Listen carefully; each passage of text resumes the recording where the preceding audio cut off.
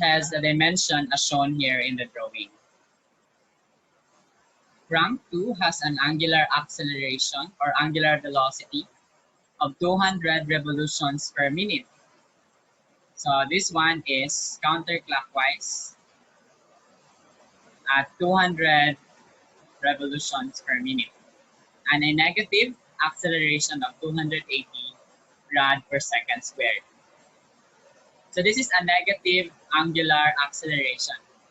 So if the angular acceleration is negative, it will move in the opposite direction as that of our angular velocity. That is why they are opposite direction. So if it is positive, then our acceleration will move in the same sense as the angular velocity. So for the position shown, we are to determine the instantaneous linear acceleration of point A, point B, point C, and point D. And we will also solve for the instantaneous angular velocities and angular acceleration of links 3 and 4 using semi-graphical approach. So this one is our link 3. This one is our link 4. So we will have to solve for the angular velocity as well as the acceleration, angular acceleration. And then the absolute acceleration of A, B, C, and D. So we have all in all 8 unknowns for this problem. For step 1, draw the mechanism to scale by using the appropriate space scale. So remember that the drawing here in this presentation is not drawn to scale. So in your actual drawing, for example, in your laboratory plates, you will have to use space scale so that these dimensions will fit into your paper. For example, you have here 18-inch. It will not fit into the bond paper. So you have to use a reduced space scale that is convenient to you. You will also have to use a convenient velocity and acceleration scale. So for this problem, our scales are, our space scale is 1/4 the original size. So meaning in your paper, the inches here will be drawn 1/4 the original size. So 12 will become 3, 18 will be divided by 4, and so on and so forth. Then we have velocity scale, 5 feet per second, and then acceleration scale of 100 feet per second squared. So this will help us draw the velocities and acceleration as well in our drawing. So what it means is that our 1 inch in the drawing is 5 fps, and 1 inch of acceleration is 100 fps per second. So that's our first step. The second step is to compute first from the given. Since we know the angular velocity of A, or the crank 2, and A is located at crank 2, so we can get the absolute velocity of A. So the velocity formula, 2 pi Rn over the conversion factor. So that is why we have here 2 pi times the length of Q2A. So we are looking for the velocity of point A. So we have the length of this Q2A is 9. That is why we have here 9. And then we are given with angular velocity of 200 RPM. So 12 here is a conversion factor from inch to feet, and then 60 from minute to second. That is why we have 15.7 feet per second. So that is the absolute velocity of A. So from the given, we can also solve for the normal component of the absolute acceleration of A.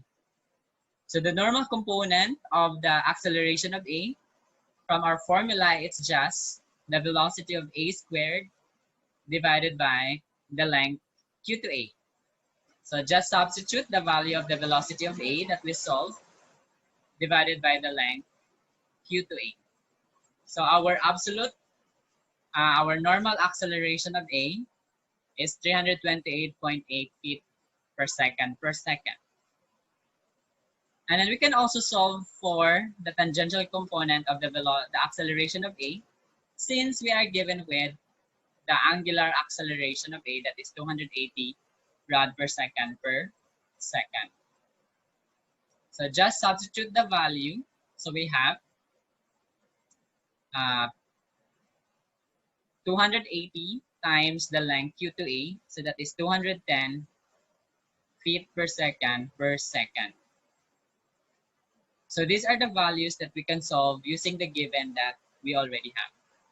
So you have the absolute velocity of A, you have the normal component of the absolute acceleration of A, as well as the tangential component of the acceleration of A.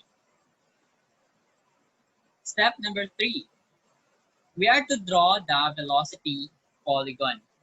So in acceleration analysis, using relative acceleration method, it is important that you have a good knowledge in drawing the velocity polygon, because this will help you find the relative velocities, which we will plug into the formula that we have. So we will draw the velocity polygon. Since we already know the magnitude of A, so we already know the magnitude of the velocity of A, and then we also know from topic number 5 that this is just perpendicular to our Q to A. So you draw from a convenient point, pole Q, and then the velocity of A. So it is moving in that direction because, as you can see here, our angular velocity is moving in that direction. It is perpendicular to Q to A, and it is moving in a counterclockwise direction because our N will describe also the direction of our velocity. So that's why we have that direction. And then, even if we do not know the value of B, but from the drawing, we can still know that the direction of B is just perpendicular to this link, right? It's just that we don't know the absolute value. So all we have to do is just to draw that direction sense in our from point Q. So this velocity QB is of the same direction sense as the line that is perpendicular to this point B. So this one, they are parallel. So for this one, we do not know yet the value.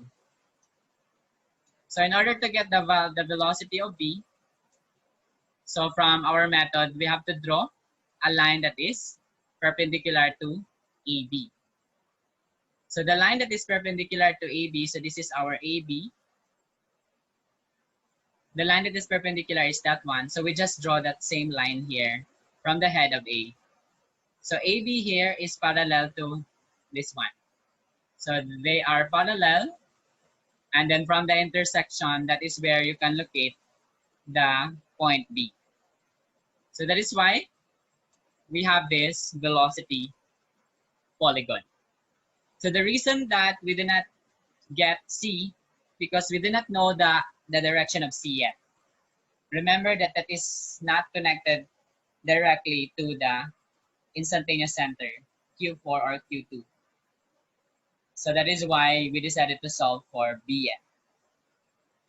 So this is the velocity polygon representing the velocity of A and then the velocity of B. So the next step is to compute the normal components of the acceleration. Since we already have the value of the relative velocity of B with respect to A. So this is represented by this AB here, the length AB in the drawing. So that is why we can also solve for the normal components of the acceleration using that data that we have.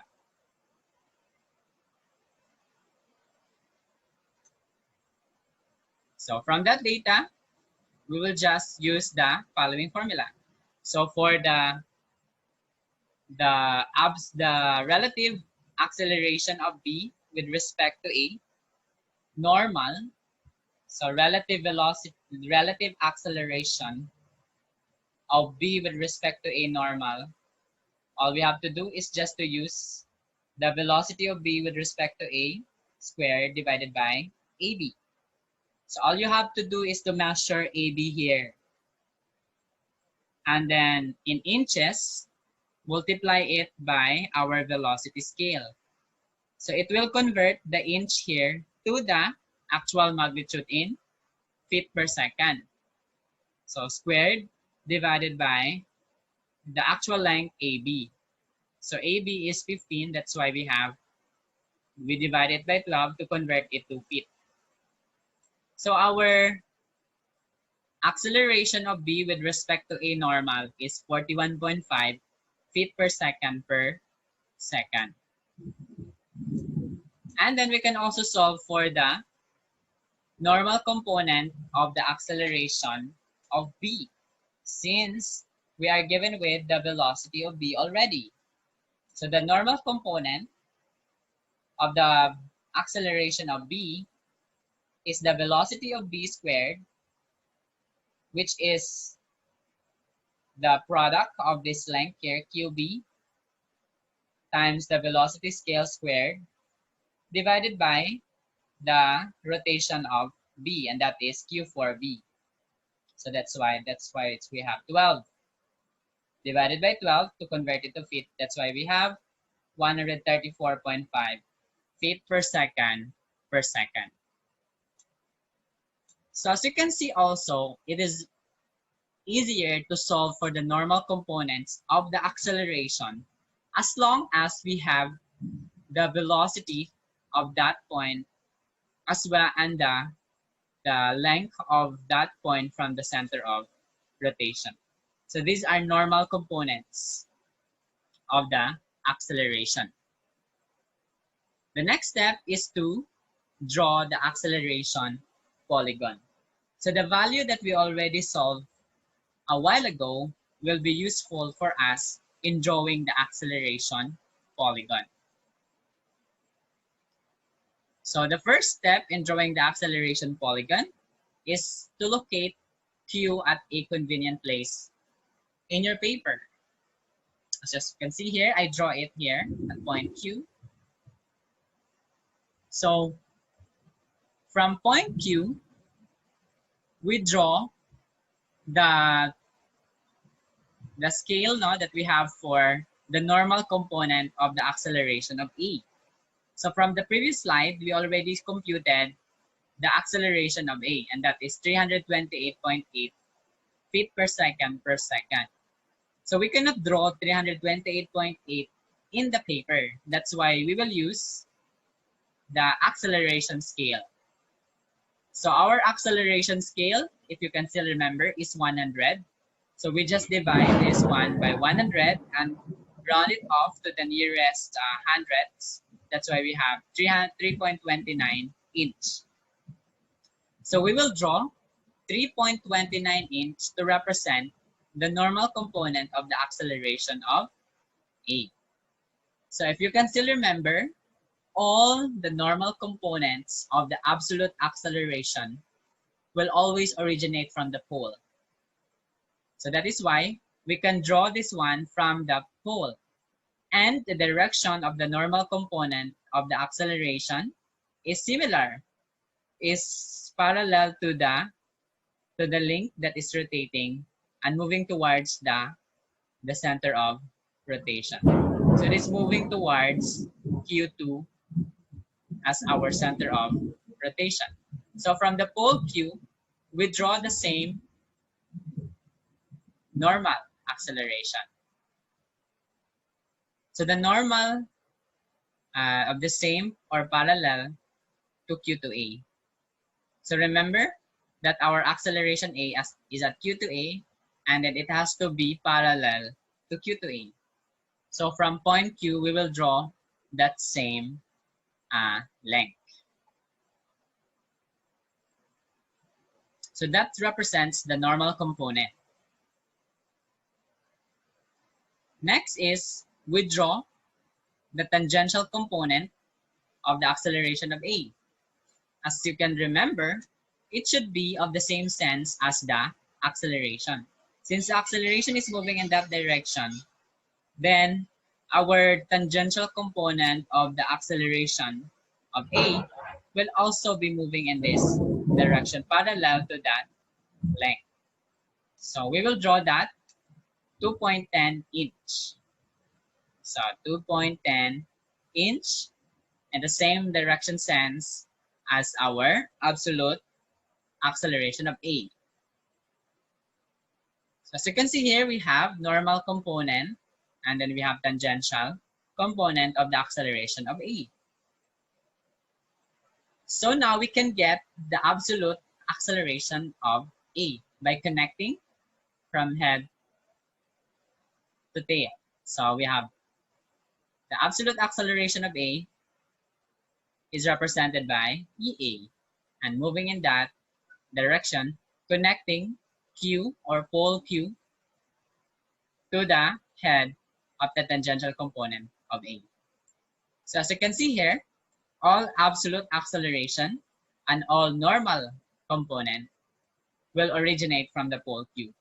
The tangential component will originate from the normal component. So we have here acceleration of A.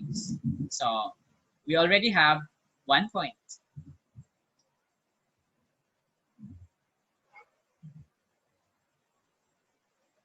So the next step is to locate the acceleration of B. So it is easier to get the acceleration of B than C or D because we know the direction of B. We do not know the direction of C. We do not know the direction of D. That is why hindi natin siya inuna. So inuna natin yung alam na natin yung direction. So we will locate the acceleration of B. So how do we do that? So from A in your acceleration polygon, you draw the normal component of the velocity of A, the velocity of B with respect to A, drawn using our acceleration scale. So from the previous slide, we already computed this normal component of the acceleration of B with respect to A as 41.5 feet per second per second. We just divide it by acceleration scale, which is 100, so that we can draw it in our acceleration polygon. So that is equals to 0.415 inch. So remember that this normal component will be parallel to this link AB and will move towards A, since what we have here is the velocity, the acceleration of B with respect to A.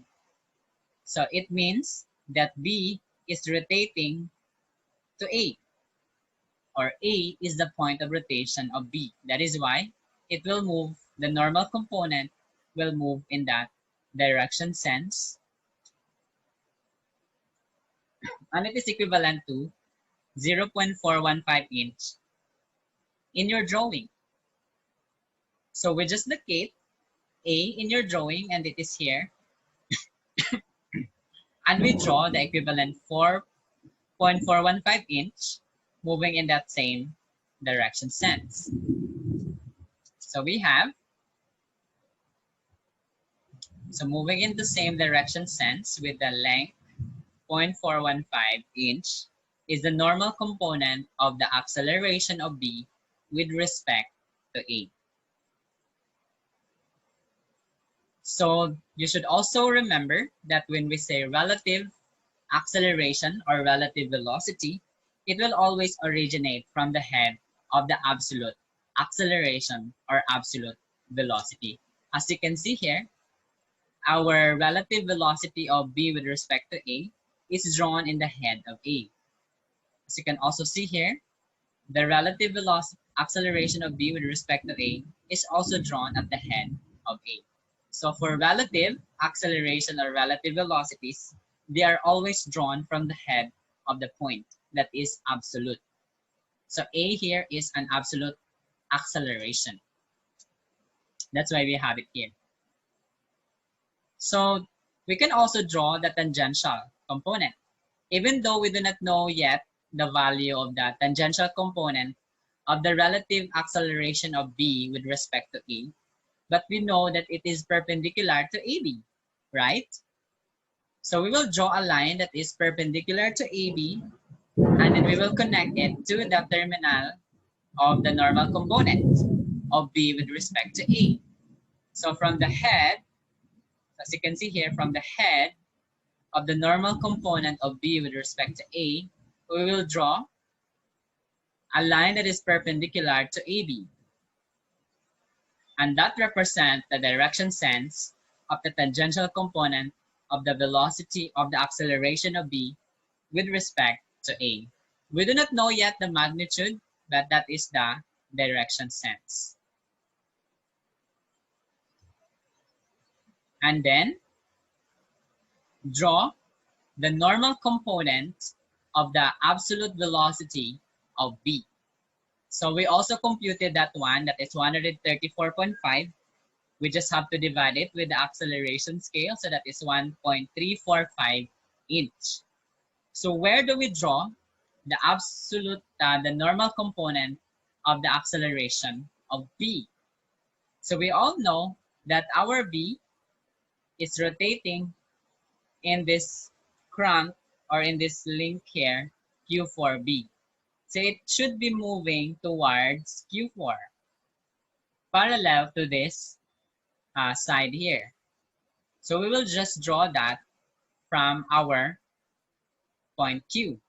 So remember that all normal component will always start from pole Q. So as you can see here, the normal component of A starts from pole Q, this one. That is also the reason why the normal component of B must also start from pole Q. So we will draw that line from point Q. So we have here that is parallel to Q4B, and the length is 1.345 inch. So we have it here. So that is the normal component of the velocity or the acceleration of B. And we also know that the tangential component must be tangent or must be perpendicular to Q4B. Even if we do not know yet its magnitude, we can draw the direction sense as follows. So it must be perpendicular to Q4B. So the tangential component of the acceleration of B must be perpendicular to Q4B. So we draw a line from Q that is perpendicular to Q4B. So this is the line. So that is perpendicular to Q4B. So in my drawing, it's not that perpendicular because I just kind of approximate it. But this should be perpendicular to Q4B. So we do not know the direction sense yet of that tangential component, but that is how it looks like. So as you can see here, we have, we were able to get the acceleration of A by connecting the normal component and then the tangential component. In the same way, we can also draw the acceleration of B by connecting the normal component and the tangential component. It's just that we do not know where it will end. However, from our previous formula, we also know that the absolute acceleration of B is the sum of EA, EBA normal, and EBA tangential. So all we have to do is just to locate the point where this ABA tangential and this AB tangential will intersect. So the point of intersection is at that point. So from the pole Q, we will just draw our QB. So that QB represents now the absolute acceleration of B. So now we have the absolute acceleration of B. So we have 2 points. So I hope that at this point, it is still familiar and clear to you. So the next step is for us to locate the acceleration of C. We do not know the direction of C. We do not even know the direction of its velocity. But we know the direction as well as the absolute value of the point that is connected to C, and that is A and B. So we will take note that the acceleration polygon is also a representation of the actual drawing. So we will have to draw the same triangle here that will represent the same triangle that we have ACB in this acceleration polygon. So the same ACB will have to be reflected in this acceleration polygon. So where do we locate the point C? So to make that one easier, all we have to do is first to join A and B such that AB is the acceleration image of AB. Yeah, so we join AB. So this AB here is the acceleration image of this AB here in our actual mechanism. Second, lay off AB prime that is equals to AB. So lay off AB prime that is equals to AB. So the length of this red line here is equals to the length of this black line here. So the AB here in the acceleration polygon is the same length as AB prime. Thirdly, draw B prime C prime parallel to BC. So B prime C prime parallel to BC. So we have B prime C prime that is parallel to BC. As you can see here, we are just trying to draw the equivalent triangle that we will fit in here to the actual drawing. So we have B prime C prime must be parallel to BC. The B prime C prime that we will locate here in our drawing must be parallel to BC as well.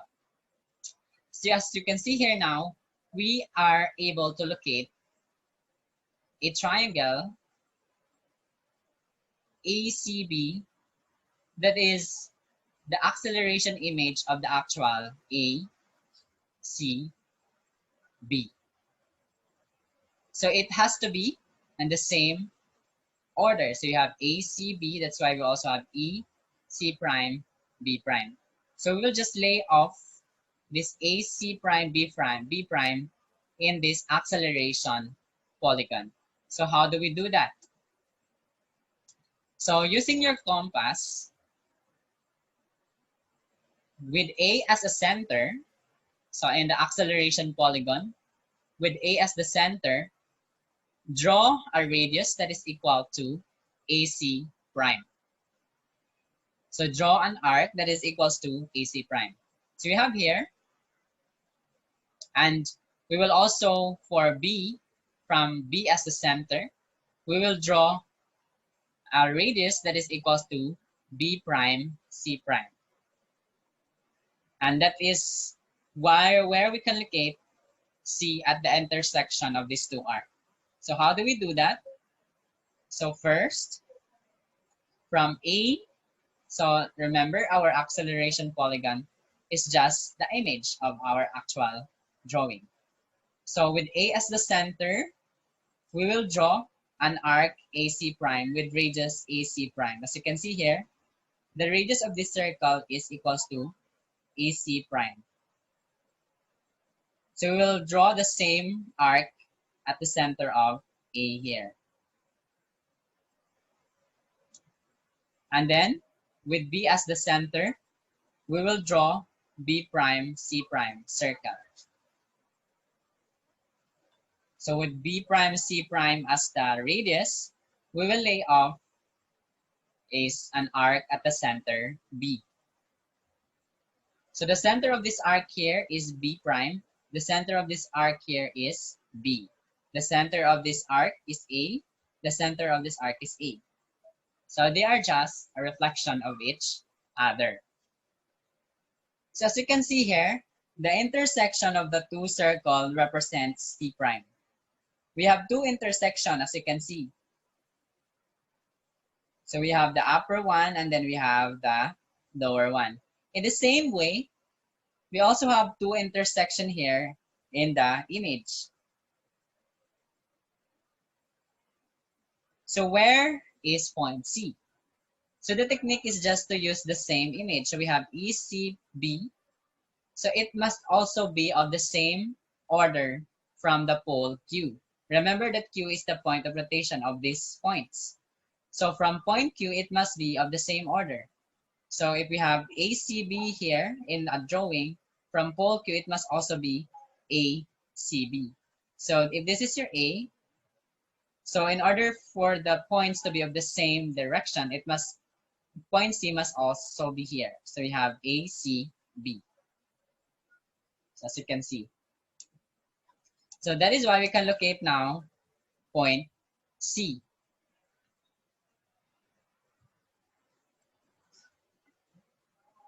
So now that we have point C, we can locate also the acceleration of C by connecting the pole Q to the point C in the acceleration polygon. So we have 3 points. Acceleration of A, check. Acceleration of B, check. Acceleration of C, check. So the next step is to locate the acceleration of point D. In locating D, as you can see here, D is just connected to A and B. And remember, our acceleration polygon is just a representative image of our mechanism. So point D must be located collinear to point AB in the acceleration polygon. So we'll lay off BD to line connecting AB in the acceleration polygon. So you have line AB, and then D must be connected to the same, must be on collinear to AB. So how do we locate that? So by using ratio and proportion, since we already know the length of AB and BD, that is 15 inch and 6 inch. So we have here 15 inch, 6 inch, and then we can also measure this length AB here using a ruler. Then we can use ratio and proportion to locate the point D. And remember, since this is a representation of our image, then D must be located somewhere here, not below A. Because we have here A, B, D. So in the drawing, it must be A, B, D.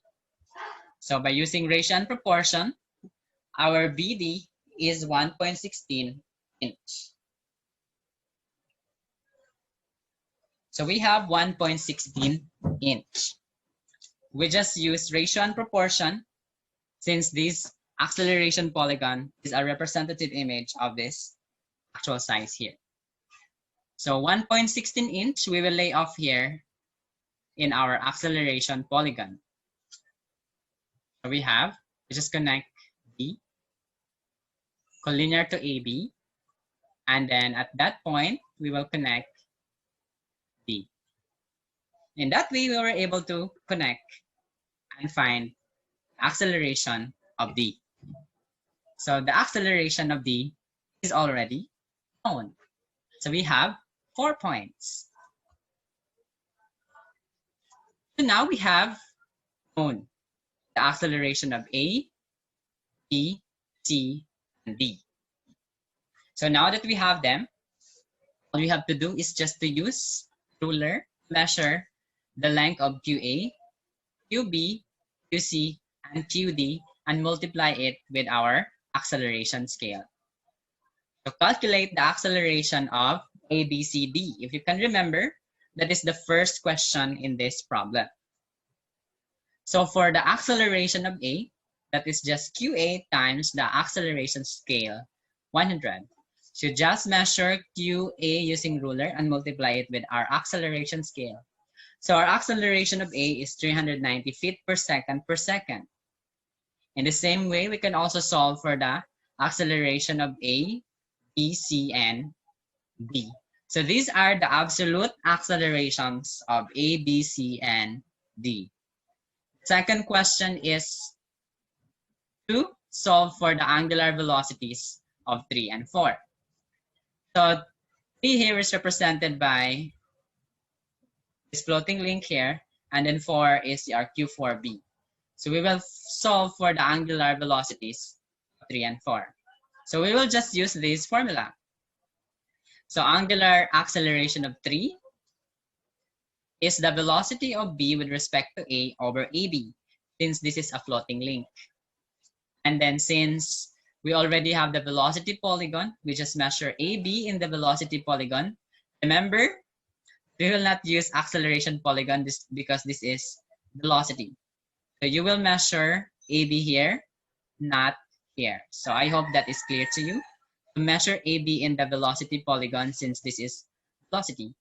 So measure AB and multiply it with the velocity scale and then divided by AB. That's why we have 5.76 rad per second. And then for length 4, that is just the velocity of B divided by the length Q4B. So that's why we have 11.76 RPS. Again, the velocity of B is computed as well in the velocity polygon, and that is QB. So not the QB that is found in the acceleration polygon. So make it clear. And then for the angular acceleration of 3 and 4, we will just use this formula. So the angular acceleration, if you can still remember, is just the quotient of the tangential component of that velocity of that acceleration over the length of the link. So for the floating link 3, we'll use the angular acceleration of B with respect to A tangential divided by the length AB. So that's why we have 229 rad per second per second. And for 4, we just use the absolute acceleration of B tangential divided by Q4B. That's why we have 1393 RPS. As you can see, we were able to solve the values that we are looking for just by using semi-graphical approach and the relative acceleration and relative velocity polygon. So if this video is not yet clear to you, I